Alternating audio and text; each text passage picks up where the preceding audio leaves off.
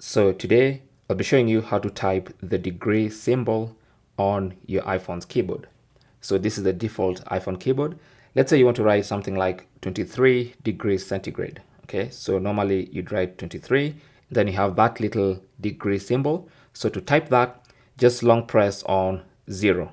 Okay, so if you long press on 0, you'll see the degree symbol, and then you can just slide your finger over it and then release, and that's going to type the degree symbol. So it's very simple. Okay, let's try something else. Let's write 45 degrees. So if you tap once, it's going to put a 0. We don't want that, so you want to long press on that 0 and then slide and release, and it types degrees. And that's basically how to type the degree symbol on your iPhone using the iPhone's default keyboard. Thanks for watching. If you found this useful, don't forget to leave a like, possibly also subscribe for more tips. If you have any comments or questions, feel free to leave them down in the comment section, and I'll get back to you there or in the next one. Good luck.